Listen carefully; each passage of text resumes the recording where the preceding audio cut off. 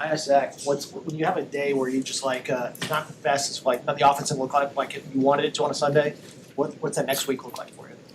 Same as any other week. You're just trying to get better, day in and day out. Obviously, second half wasn't what we wanted last week, but still things to build on. Still, obviously, room to improve, and just like every week, you learn from both the good and the bad, and move on. At this point in your career, are there ever times where you watch the film and you feel surprised about what you see on it? Like, didn't expect for it to look like, a certain way? Maybe here and there. I wouldn't say that I typically know what I'm looking at, know what I'm getting, and where I feel like the ball should go. When you look back, what kind of a couple days to digest kind of the tape? What kind of jumped out at you? Yeah, I thought the first half was really good. We didn't scored on 2 or 3 drives. In the one drive, we didn't. We had a chance to convert a third down, and Miles made a great play. In the second half, we just didn't make enough plays.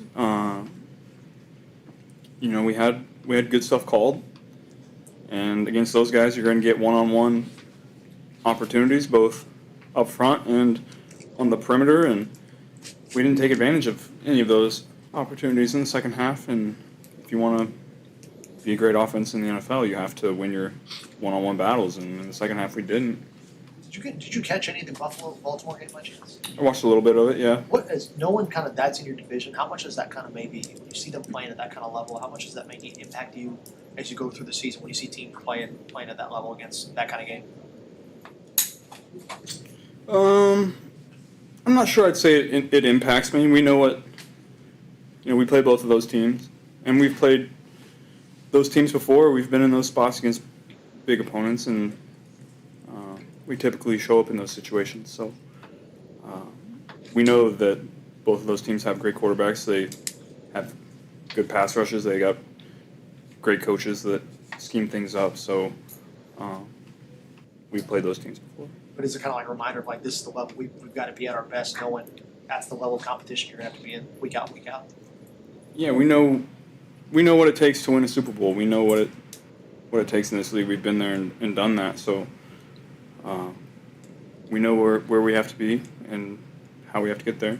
Is there anything you guys can do pre-snap this week? So pre-snap you don't have those kind of communication issues or frustrations going into Sunday? I'm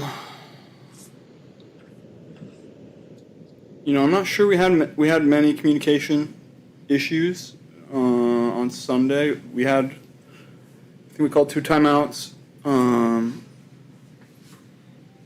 One we lined up in the wrong formation, and I can't remember what happened on the other one. But aside from that, I feel like our operation and communication was pretty sound on Sunday.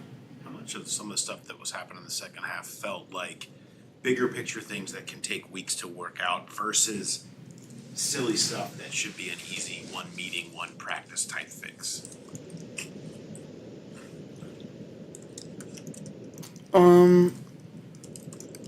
We know that their front is really good, and they're going to get home. They got 95, and they have several other very good players on that front that are going to provide pressure. And we know they're going to play man coverage and give us one-on-one opportunities. I think they have 2 of the best in man coverage, but they're going to play it. And in those situations, we got to make plays. I think I could have used my legs a little more in those situations, recognize man and try to get out of the pocket. But at the end of the day, we got to make one-on-one plays in big-time spots. There's the hit from Miles when he came up the middle on you. You take a lot of hits in games. Where's that one rank in terms of when that one hits you? I didn't necessarily. When you're out there, you don't really feel much. Let's say that was my best throw of the day. Everybody likes to show that hit, but not necessarily where I put the ball in that situation. To that point, it seems like every time you guys play Cleveland, it's always kind of a weird game, and most of the time it feels like you come out of it saying a lot of that has to do with Myles Garrett, of course. But is it frustrating on the other end of that where it's like you guys also are the juggernaut that you are with Jamar, T, and you, like that doesn't necessarily come to fruition in the way that like Myles and how that works against you guys, that you guys weren't able to go in and just showcase that across the board? Yeah, like I said last week, you have to go and prove it on every single Sunday you're out there. This is a league about what have you done for me this week. You know, every week, the narrative around you shifts depending on how you play on Sunday. So, like I said, we didn't make those plays on Sunday in those spots where typically we do, and we didn't on Sunday. I don't think we know how many snaps Travis Hunter is going to play on defense yet. I mean, just 1 week for him so far. But did you watch him much in college? You know much about his game, and what have you noticed? Yeah, I watched a lot of Colorado games last year. I feel like the timing and somehow always lined up for when we were off on Saturdays. But I got a lot of respect for, number one, what he was able to do in college, how many snaps he played, the elite level that he would play at on both sides of the ball when he was out there. Last week he didn't play much on defense, so there's very limited tape on that end for me. So I don't have a ton to say on that front, but I know what I watched in college, and on the defensive side of the ball, his ball skills are obviously great. That's why he's playing offense too. And he just continuously made plays, it seemed like, in big spots. So I got a lot of respect for what he did and how he did it, and I'm excited to watch him in the league. Is there any corner in the league now that his style reminds you of the college, just the way he played? Not really. You don't see a ton of guys with his ball skill ability playing on the defensive side of the ball. Trayvon Diggs had the one season with all those interceptions. But like I said, I haven't studied the tape of him on defense from college, and he played 3 snaps on defense last week. So I haven't seen a ton of that. I think you had some limited defensive snaps back in high school. How much did you enjoy getting to play that side of the ball? Yeah, I love playing defense. That was, I got some couple varsity snaps my freshman year on defense, no quarterback. I could always tackle for the most part. I enjoyed that part of the game. It was corner, right? Played corner. Yeah, I played corner. Freshman team, I kind of moved around. JV, I kind of moved around, but varsity big games, I played corner. Yeah. Sitting here at 1-0 this week, how much different does that feel versus other years where it might have been a disappointing loss in week 1? Sitting here at 1-0, how much different does that feel? Yeah, certainly. I think we'd be having some different discussions in here if we had lost that game. I'm sure I'd be getting some different questions too. But regardless of win or loss, there were things that we had to get better at from Sunday, and so we've addressed those, and we're going to continue to address those until they get fixed. When you watch tape, what do you look for the most? What you did well, what you didn't do well, mix, and following that up, curious whether or not you ever look at a play and think, I could have forced it there and I didn't, and I'm glad. Yeah, I think when you watch it first, you try to figure out what happened on the first time you watch it.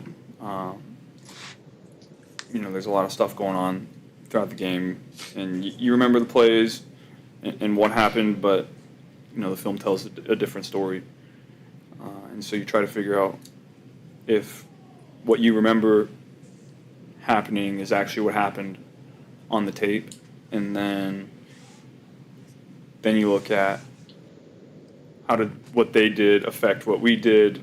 Did we do the right thing depending on how the defense played? And yeah, there's of course always some plays that you'd like to have back, and certainly depending on the situation, there's sometimes one that you could have maybe been a little more aggressive with the ball as opposed to what you did decide to do with it. So there's always learning experiences from every drive, every play, every game. There was so much talk leading up to this season, Joe, about a fast start. Being 1-0, is a fast start bigger than just 1-0? Is it a big September? What is it in your mind, a fast start? Well, I think we want to start fast in every game.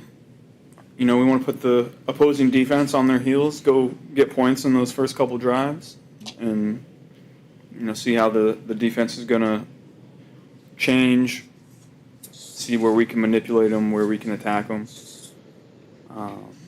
You know, I think starting fast is kind of an overarching theme. Yeah, you want to come out and be 2-0, but you want to play great on offense. You want to attack every single day, trying to get better.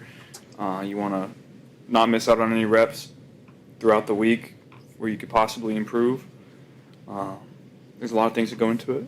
How long does it typically take you to get into the feel and the swing of season where just everything feels like it's clicking like it maybe does towards the end of there? How long does it usually take you to get to that point? It's tough to say. I think, you know, just like with anything, as you go, the more comfortable you get. You know, the beginning of the year, you're still getting used to the in-season schedule, waking up early, what you need to do on the day-to-day, each day differently with your body, with your mind, with your process of how you're learning the game plan. And so just like with anything, as you go, you get more comfortable. Do you have a favorite part of your in-season routine that you really enjoy more than something?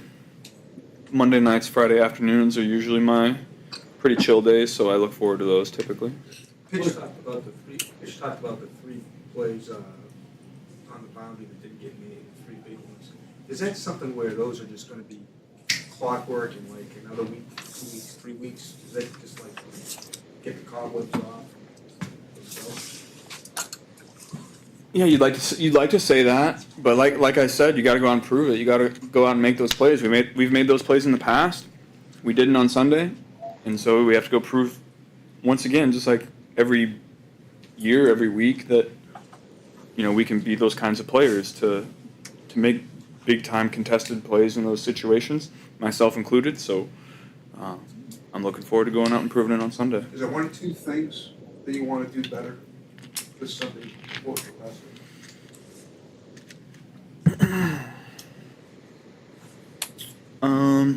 You know, I think I'm going to be a little more aggressive to maybe get out of the pocket and make some plays. You know, just like every game, you want to get out and see how things are going. How's the defense playing you? How's their front playing? What coverages are we getting? You know, how are we attacking them so far, and how is it going? Do we need to change? Do we need to keep attacking them the way that they are? So I'm going to be ready to adapt for whatever we see. What excites you the most about coming back home and playing in front of the home crowd here? It's just another opportunity. You know, this is what we do for a living. This is what we love to do. Go out and try to put on a show for the people in this city and in this organization. And this is another opportunity to do it. I think we have 9 home games this year, so we got 9 opportunities to do it. This will be the first one, and I'm excited for it. Do you and Trevor have a relationship at all over the years, or no? Just talking when we play each other. Does that win over the Jags, your first pro win, feel like 100 years ago? Yeah, 100 years ago and yesterday.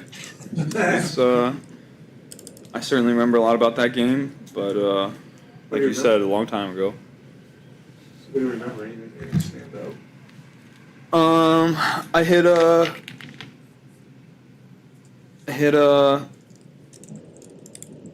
we had a pressure from the backside and empty, and somebody was free, and I pretended like I didn't see him, but I did see him, and I made a miss and wheeled out and got about 7 yards. That's the one that I remember. It's like the first time you're kind of doing that stuff. I mean, here in the pros, kind of. Yeah, that's you never know how it's going to translate to the NFL, but I think it's translated all right. What impressed you about what Jacksonville did this past week? You can see their energy and physicality on defense. I think their front is very disruptive.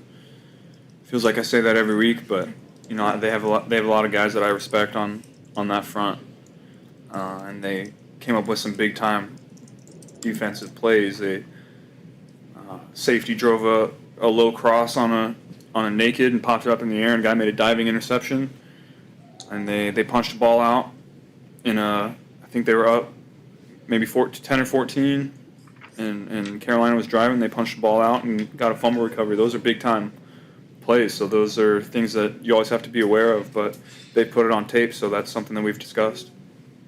A week ago, you praised the organization for going out and getting Noah, and getting Golf, and getting Mike.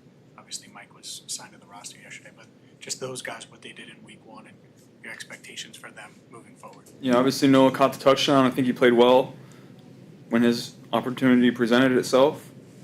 And we talked about Dalton last week, but to go in that spot and not really miss a beat. I don't know if he knew our plays or not, but he sure seemed like he did.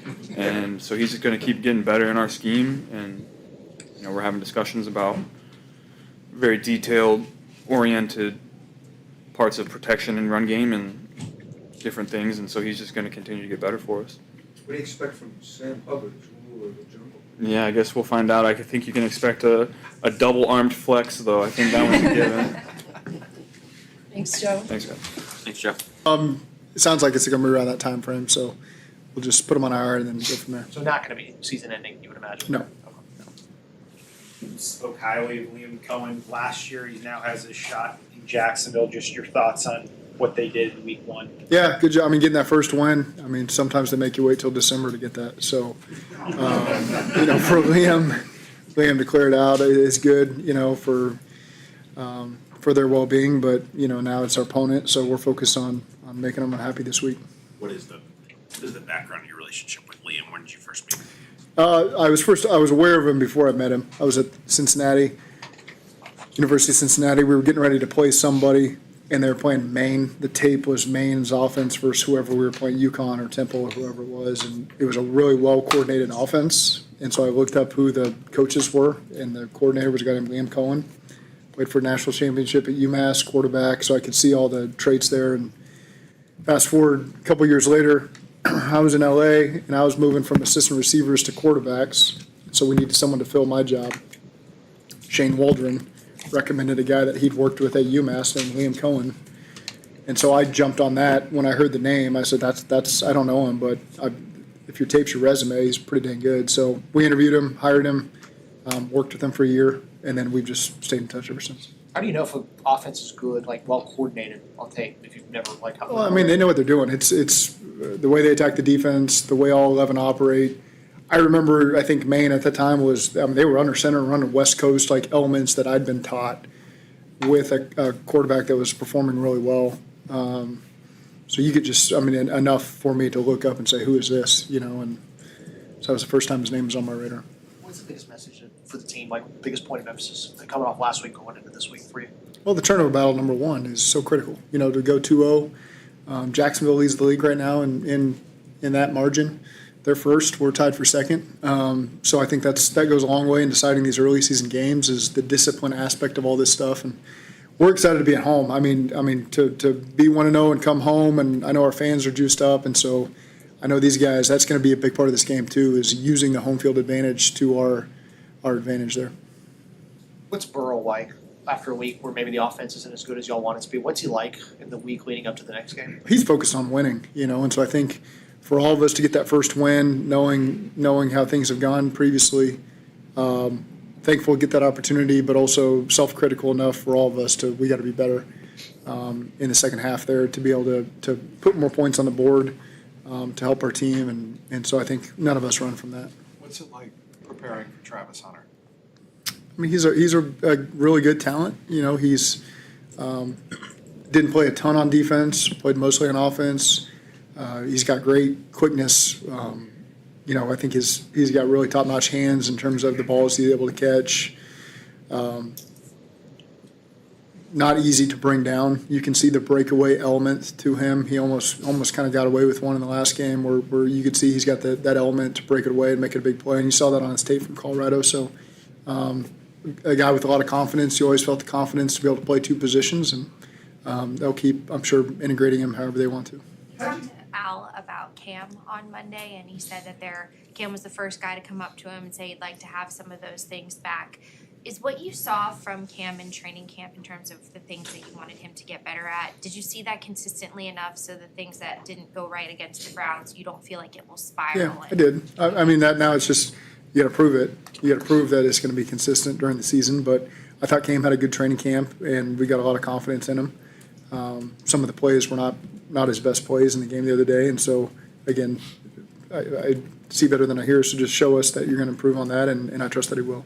How do you see DJ Turner improve kind of from the first day of training camp to the end, and obviously having confidence in him on Sunday? Always competitive. You know, he had a small setback there for about a week and a half at the end of camp, but now he's back fully healthy and performing well and earning opportunity. And again, goes out there on the field in the game and just does what we want him to do. And so, proud of him for the way that he responded to that and accumulated more reps for himself and proved that he deserves to be out there. After a bit of a slow start to camp, do you feel like that day where he had like 20 pass breakups was kind of big for him to get going? Yeah, I mean that's like I think nowadays it feels like training camp is just there for the negatives, you know, and it's less about for us internally. It's just building. It's building, and we're going to get exposed scheme wise. We're going to get exposed personnel wise. That's part of training camp as you get your feet underneath you, and then the key is just getting ready for the first week of the season. That's our main goal, but it just feels like so much now it's targeted towards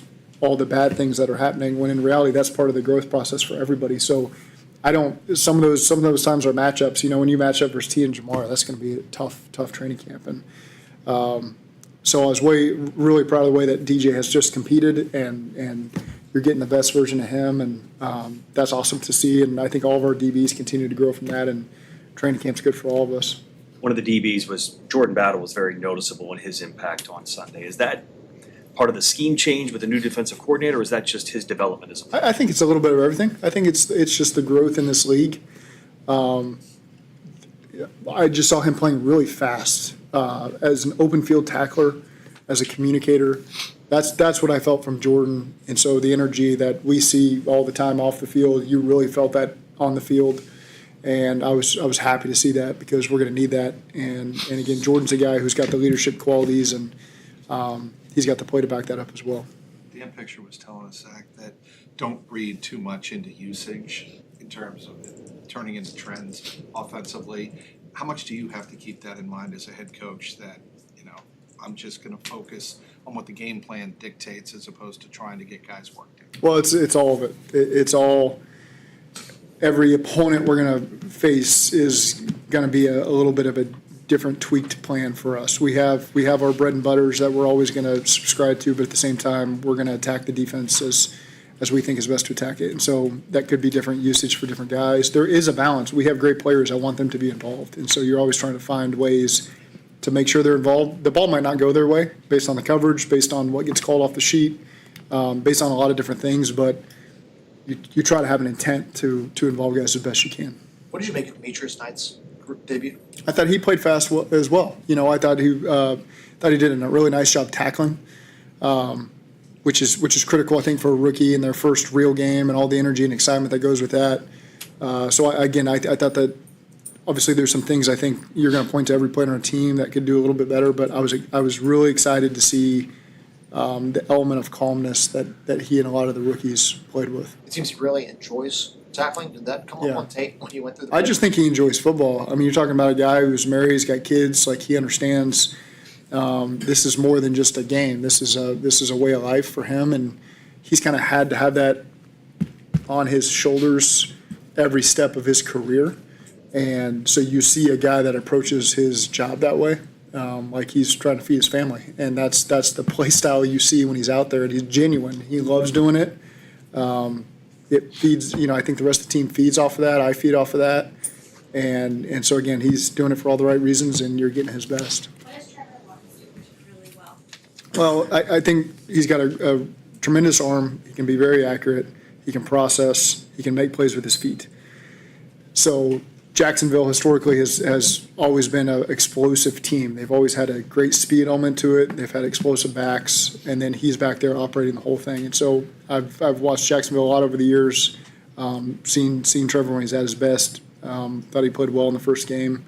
And so, again, he's a very difficult quarterback to play against in this league. I wonder what your thoughts were on the special team in the fourth quarter. Yeah. Had some young kids playing, seemed to come up rather. There was a lot of great things that happened in special teams. I think, you just take the clip of Taj's tackle on the kickoff play. Just the leverage everybody was playing with across the board. And that's, DJ Ivey playing with great leverage and Warren. And there was a bunch of guys on that clip that allowed for Taj to do what he needed to do. But then just the punt protection. Tyson Anderson is the PP, and the punt protection on the final punt, the +50 to pin him on the one. PJ Jules has not played a lot of gunner for us to get it down there. So just the extra point, the PATs and the field goals converting for us. There's a lot of things to like there, and I'm excited for those guys to continue to improve and really be an element that helps us win games. But that punt in the dog pound was kind of, when he was punting out of the dog pound, that was wagging. Yeah. Like Wagner held up. Yep. Yeah. Again, yes, a lot of situations that came up for us that I thought we executed very well. The backed up punt's tough when we're backed in there on the 2-yard line or wherever it was, and then the game ceiling +50 to put it on the one. So there was a lot of things that I think those guys really stepped up to help us win that game. You referenced the home opener earlier. What are you looking for from Bengals fans? Yeah, here's exactly what I'm looking for. I know how loud we're going to be, and so let's do it early. Let's show them right out the gate. I think when Sam Hubbard is up there as the ruler of the jungle, every seat is packed. And I'd love to look up, I'm just asking for one game, a 10-minute sacrifice from the parking lot. And so that might just mean getting up 10 minutes earlier and getting to the stadium 10 minutes earlier than you normally would. And so do whatever you want on those extra 10, and then that extra 10 getting in the stadium. And so when Sam's the ruler, I'm kind of looking up at that escalator that's to my right, and it's blank, and maybe people just appease me and stand at the bottom so I can't see as he's up there. But I would love to hear that. Just week one, the rest of them you can tailgate a little extra longer. But I think for this first one, it'd be awesome just to send the message to the team. We got to do our best to start 2-0. And for all the great things that we want to do this year, it starts with playing great at home. And that's a collective effort from our players, our coaches, our fan base. And so I'm excited to set off 2025 the right way at home. And orange, we're oranged out, and the jerseys look great, and our guys will be fired up. Is that something you keep track of during the sideline? What's that? Do you keep track of who's on the escalator pregame? No, that's just my line of sight. As I look at the ruler of the jungle, I can see right above, and I see an escalator. Do you keep track of how loud the atmosphere is, kickoff, like when you get in, like the vibes, like seriously, like is that something that you know? No. Okay. But in this game, I'm going to. So that's one time for me. Usually I'm talking about the first call and hash and all the other things that are the distances and all that kind of stuff. But for this game, for 1 second, I'm going to look up there and see everybody in their seats. What do you think about when you see Sam up there? When you see Sam? Yeah, pretty cool. Pretty cool. I knew at some point that would happen, and it happened right out the gate. And so a lot of great memories with him. So I think it's pretty neat to see him up there. How aware? I'll come back to you soon. Sorry. Talk about what you've seen in terms of progress from Trevor from maybe a couple of years ago now. What is he doing better at this stage of his game?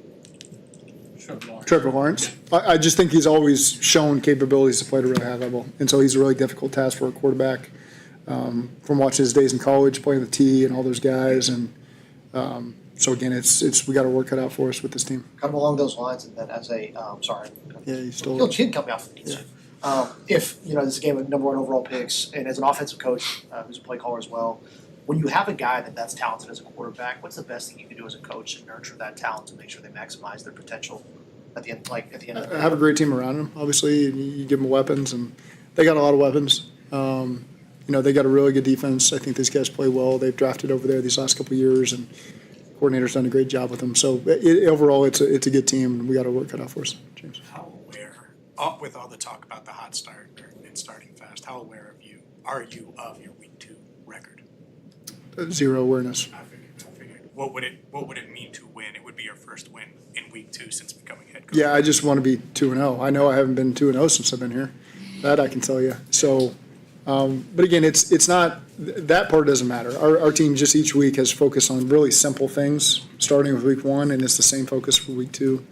And so, big picture wise, that doesn't concern us.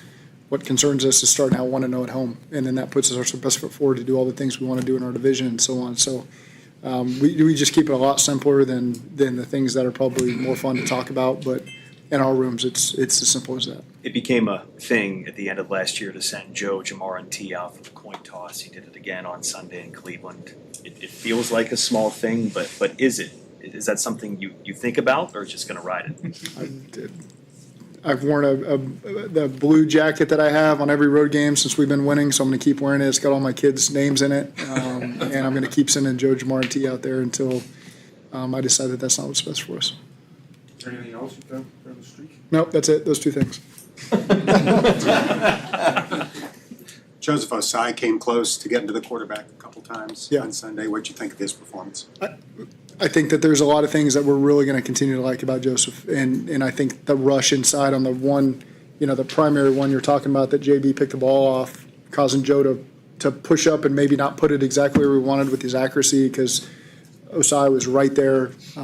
If he didn't hit it, he almost did. And so again, I think that you're going to just continue to see the best from all these D linemen.